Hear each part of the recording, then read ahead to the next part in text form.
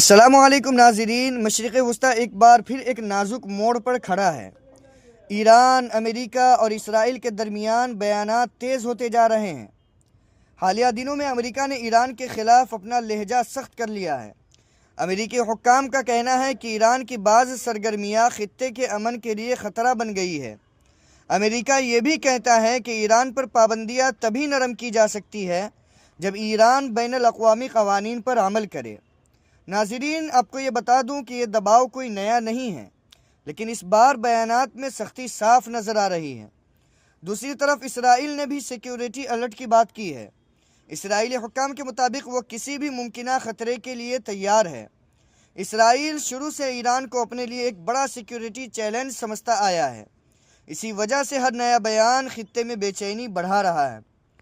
ناظرین، آپ کو بتا دوں کہ اس دوران ایران کے اندر کئی بڑے شہروں میں بڑے پیمانے پر احتجاج کی خبریں سامنے آ رہی ہے، اور یہ احتجاج مسلسل کئی دنوں سے جاری ہے۔ یہ احتجاج زیادہ تر معاشی مسائل، مہنگائی اور روزمرہ زندگی کی مشکلات سے جڑے بتائے جاتے ہیں، لیکن ایرانی حکومت کا کہنا ہے کہ ان احتجاج کے پیچھے پورے طور پر امریکہ، اسرائیل اور کچھ مغربی طاقتیں شامل ہیں۔ ایرانی حکام کا یہ بھی کہنا ہے کہ حالات کنٹرول میں ہیں اور سیکیورٹی فورسز نے کچھ مقامات پر احتیاطی طور پر گرفتاریاں بھی کی ہے۔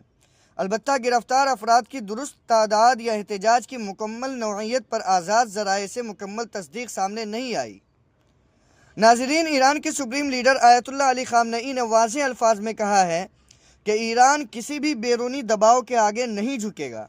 ان کا کہنا ہے کہ ایران نے ماضی میں بھی پابندیوں کا سامنا کیا اور مستقبل میں بھی اپنے فیصلے خود کرے گا۔ ایرانی قیادت یہ پیغام دینا چاہتی ہے کہ ملک کی خود مختاری پر کوئی سمجھوتا نہیں کیا جائے گا۔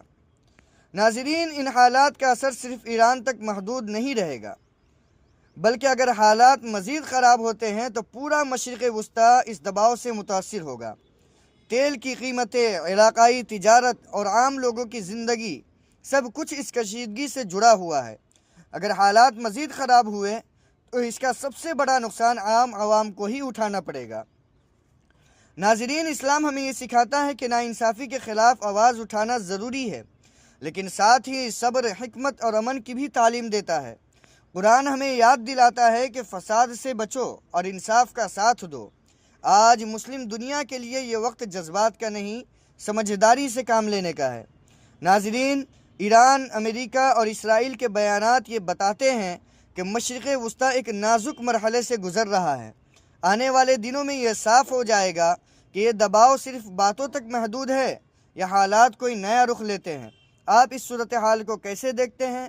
کمنٹ میں اپنی رائے ضرور دیجیے۔ چینل کو سبسکرائب اور فالو کیجیے۔